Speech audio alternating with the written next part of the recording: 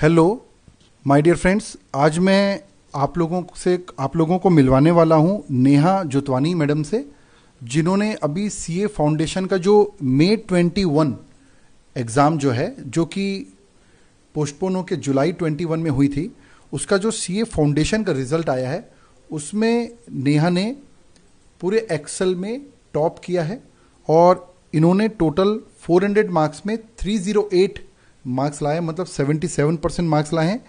तो हम जानते हैं और कोशिश करते हैं कि नेहा ने इतने अच्छे नंबर कैसे लाए हैं, पढ़ाई कैसे की, तैयारी कैसे की, ताकि आप लोग भी उसको फॉलो कर सकते हैं और काफ़ी बेनिफिट उठा सकते हैं। और अगर आप लोगों को लगता है कि ये वीडियो यूज़फुल है और काफ़ी अच्छे टिप्स मिल रहे हैं तो ज़रूर आप लोग आगे अपने फ्रेंड्स को फॉरवर्ड कर सकते हैं इसको। तो सबसे पहले मैं वेलकम करता हूँ नेहा, बहुत बहुत बधाई हो आपको इतने अच्छे नंबर लाने के लिए। तो मेरे को बताइए कि ये कैसा रहा जर्नी, एक ओवरऑल अपने बारे में बताइए और कैसा क्या रहा बताइए मेरे को। Thank you sir for welcoming me. Sir यहाँ की पढ़ाई बहुत अच्छी थी। डेली जो वीडियोस आते थे उनको टारगेट बनाकर पढ़ा था मैंने कि डेली 4 लेक्चर्स फिनिश करने ही हैं। उसके बाद जितने भी वीकली टेस्ट सीरीज़ होते थे उनमें पार्टिसिपेट करते थे, वो बहुत अच्छे से जाते थे। और जो भी डाउट रहते थे वो भी फैकल्टीज़ अच्छे से हेल्प करती थी। विद इन 24 आवर्स उसके रिप्लाईज आ जाते थे, तो इन्हीं सबसे अच्छे से हेल्प हुई थी। तो जैसा कि नेहा बता रही हैं कि भाई क्लासेस टारगेट से इन्होंने पूरा किया, मतलब बैकलॉग नहीं रखते थे, जितने लेक्चर्स आते थे कंप्लीट करते थे। और अब मैं आप लोगों की जानकारी के लिए बता दूं कि अब जो लेक्चर्स हमारे हो रहे हैं पूरे लाइव सेशन हो रहे हैं और फेस टू फेस क्लासेस भी हो रही हैं। जो बच्चे आना चाहें फेस टू फेस भी कर सकते हैं। तो और बातों को थोड़ा आगे बढ़ाते हैं। नेहा ने सबसे हाईएस्ट मार्क्स इन्होंने लेके आई है इकोनॉमिक्स में और बिजनेस एंड कमर्शियल नॉलेज, जिसको अपन बीसीके बोलते हैं। 93 मार्क्स, मतलब सीए के एग्जाम में 100 में 93 मार्क्स लाना मतलब एक अपने आप में बहुत बड़ी बात है। तो सबसे पहले मैं टारगेट इसी सब्जेक्ट पे करता हूँ कि नेहा आप ये मेरे को बताइए कि ये इकोनॉमिक्स और बीसीके में 93 मार्क्स लाने का राज क्या है, बच्चे कैसे ये 90 प्लस वाली रेंज में आ सकते हैं, प्लीज़। सर पहले तो आपके पढ़ाने का वे जो है वो बहुत अच्छा है। एक बार में ही मतलब सब कुछ समझ आ जाता है। उसके बाद जिस तरीके से आप होमवर्क देते थे, मतलब पैराग्राफ को रीड करना, एक एक लाइन अच्छे से समझना, कुछ डाउट रहता था तो आपसे वो सब कुछ क्लियर हो जाना, उस सब से बहुत हेल्प हुई थी। और बीसीके में भी अभिषेक सर का पढ़ाना बहुत ज़्यादा अच्छा था। एक एक लाइन वो एक्सप्लेन करते थे तो उन सब से भी बहुत ज़्यादा हेल्प हुई। और टेस्ट वगैरह से कोई बेनिफिट? यस सर, टेस्ट वगैरह से भी जो भी रहता था वो रिवाइज इजीली हो जाता था। वो टारगेट बन जाता था कि वो फिनिश करना ही है उतना। तो उन सब से भी बहुत अच्छी हेल्प होती मतलब कुल थी। मिला के अगर हम बोलें तो टारगेट मिस नहीं करना चाहिए, बैकलॉग क्रिएट नहीं करना चाहिए, हाँ, मान लीजिए। बैकलॉग बिल्कुल नहीं क्रिएट होना चाहिए। और एमसीक्यूज की तैयारी कैसे की है, क्योंकि एमसीक्यूज बेस्ड है ये। सर पास्ट पेपर सॉल्व किए थे और एक्सेल की बुक में जितने भी एमसीक्यूज थे वो सॉल्व किए, अच्छे से 2-3 बार किए, ताकि में उस टाइप के क्वेश्चन भी आए तो अच्छे से बन जाए, ज़्यादा टाइम वेस्ट भी ना हो वहाँ पर। तो देखिए, मैं कंक्लूड अगर करूँ ना नेहा की बात को, क्योंकि इकोनॉमिक्स में खुद ही पढ़ाता हूँ तो मेरे को ये क्या बोल रही है बिल्कुल समझ में आ रहा है। तो मैं कंक्लूड करूँ तो एक तो बैकलॉग नहीं रहना चाहिए अगर आपको अच्छे से निकालना है। दूसरा, क्वेश्चंस की एमसीक्यूज की प्रैक्टिस कीजिए, टेस्ट दीजिए रेगुलर, इससे आपको आपकी कमी पता लगेगी।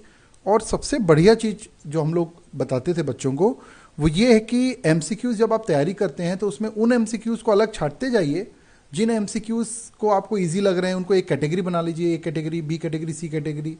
तो जब उससे क्या होगा कि जब आप रिवाइज करेंगे तो उन कैटेगरी जो बहुत आसान है उस पर बार बार टाइम वेस्ट नहीं होगा।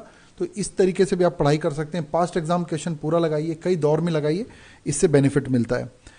और नेहा का मैं देख रहा हूँ अकाउंट्स में 86 मार्क्स इन्होंने लेके आई हैं, तो उसके बारे में नेहा बताइए कि कैसे तैयारी की इसको। सर अकाउंट्स में भी प्रवीण सर ने एक एक कंसेप्ट बहुत अच्छे से क्लियर किया था कि वो एक एक बार में ही मतलब बहुत अच्छे से सेटल हो जाता था दिमाग में कि वो कभी हम भूल नहीं सकते हैं। उसके बाद सारे आरटीपी, एमटीपी, स्टडी मैट में सब कुछ डला हुआ था तो उससे बहुत ज़्यादा हेल्प हुई। फिर पुराने पास्ट ईयर के जो पेपर्स थे वो भी सॉल्व किए, तो इन सब से बहुत अच्छे से हेल्प हुई थी। नेहा, मेरे ख्याल से जैसे आप कॉमर्स बैकग्राउंड की है ना, तो कॉमर्स बैकग्राउंड की हैं तो आप 12th तक तो अकाउंट्स पढ़े हैं और उसमें काफ़ी सारे अकाउंट्स ये फाउंडेशन में सेम है। तो आपने 12th तक जब अकाउंट पढ़ा और सेम चैप्टर को जब एक्सेल में पढ़ा प्रोफेशनल तरीके से, तो उसमें कोर डिफरेंस क्या पाए, ये थोड़ा सा बताइए। सर वैसे मैंने 12th तक तो ट्यूशन्स लिए नहीं थे, मैं खुद से पढ़ती थी, बट यहाँ लेकिन पर स्कूल में आके पढ़ते थे। हाँ स्कूल में हाँ। पढ़ते थे, बाकी फिर खुद से मैं सेल्फ स्टडी करती थी। बट फिर यहाँ पर आके सारे कंसेप्ट जो थे, जो पहले पता नहीं थे बिल्कुल भी, वो सारे अच्छे से क्लियर किए सर ने। मतलब कॉन्सेप्ट में बेनिफिट मिला आपको, अकाउंट जो बनाते भी थे उसके कॉन्सेप्ट में बेनिफिट मिला। और आप मेरे ख्याल से मैथमेटिक्स लेके 11th-12th नहीं पढ़ी थी, तो मैथमेटिक्स में दिक्कत गई होगी आपको, कैसे तैयारी की, क्या खास रहा उसका बताइए। सर उसमें भी सौरभ सर के पढ़ाने का वे भी बहुत ज़्यादा अच्छा था। मतलब जो भी डाउट्स रहते थे वो बहुत अच्छे से क्लियर हो जाते थे। उसके बाद यहाँ पर भी डाउट के लिए सर बीच में मतलब बुलाने का भी, जब गवर्नमेंट का ऑर्डर आया था कि फेस टू फेस स्टार्ट हो सकता है, तब भी यहाँ पर हमने आके अपने बहुत सारे डाउट्स क्लियर किए थे, तो इन सब से बहुत ज़्यादा हेल्प हुई थी। सो कंक्लूजन ये निकल रहा है कि वो जो जनरल हर बार कंक्लूजन निकलता है कि लगातार तैयारी। अच्छा, नेहा ने मेरे को एक और चीज़ बताई थी, शेयर करूंगा। कुछ हेल्थ इशू था जिसके कारण भी मेरे ख्याल से 10-12 दिन आपका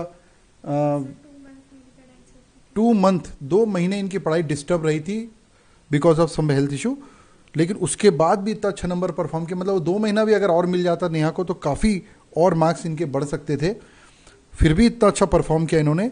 तो मेरे को बिल्कुल ठीक लगा। एक लॉ में नेहा का नंबर, अब वैसे तो 60 मार्क्स लेके आए लेकिन नंबर अच्छा ही है, लेकिन बाकी 90 और 80s वाले रेंज में देखो तो ये कम लगता है। तो नेहा से एक ही चीज़ जानना चाहेंगे, भले नंबर कम आए, क्या करने से लॉ में अच्छे नंबर हम ला सकते हैं, और एक्सेल का क्या सपोर्ट मिला ये बताइए।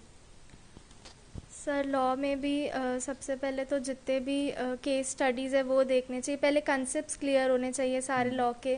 उसके बाद केस स्टडी ज़्यादा से ज़्यादा देखनी चाहिए। जो आईसीआई की बुक है वो भी मतलब बहुत हेल्पफुल है, उससे पढ़ेंगे तो बहुत मतलब अच्छे नंबर हम स्कोर कर सकते हैं। उसके बाद जितने भी आरटीपीज़ थे, एमटीपीज़ थे, वो सॉल्व करने से बहुत हेल्प होती है। मैं आपको बता दूं कि सीए फाउंडेशन में आरटीपी और एमटीपी जो है ये institute of chartered accountant of India खुद ही भेजती है, खुद के स्टडी मटेरियल भेजती है। और अकाउंट्स वगैरह में हमने पूरे क्वेश्चन को उसमें कवर करके ही बच्चों को कराते हैं, तो इसका बेनिफिट मिलता है। सो ओवरऑल ये एक छोटी सी बातचीत थी नेहा के साथ, और अगली बातचीत अपन इंटर के बाद इनसे करेंगे जब ये ऑल इंडिया रैंक निकालेंगे, क्योंकि सीए फाउंडेशन में रैंक का सिस्टम तो इंस्टीट्यूट ने दिया नहीं है। तो आई होप ये इंटरव्यू आपको काफ़ी हेल्पफुल रहेगा और आपकी स्टडीज़ में काफ़ी बेनिफिट मिलेगा। सो नेहा, बहुत बहुत बधाई, और सीए इंटर में बहुत अच्छे नंबर लाने के लिए और इनफैक्ट रैंक में निकालने के लिए आपको हमारी शुभकामनाएं। आप ऐसे ही लगे रहो। Thank you. Thank you. Thank you so much कुछ सर। बोलना चाहोगे एक्सेल के बारे में? सर यहाँ के जितने भी टीचर्स हैं वो बहुत अच्छे से मतलब एक एक डाउट क्लियर करते हैं। ऐसा नहीं कि आपका कोई भी डाउट छूट जाएगा कभी भी। विद इन 24 आवर्स वो सब कुछ रिप्लाई हो जाता है, और सारी फैकल्टीज़ भी कुछ भी प्रॉब्लम हो वो हेल्प करने के लिए ऑलवेज रेडी रहती है। तो बहुत Okay. अच्छा सपोर्ट मिलता है। Okay, Thank you. Thank you. Bye.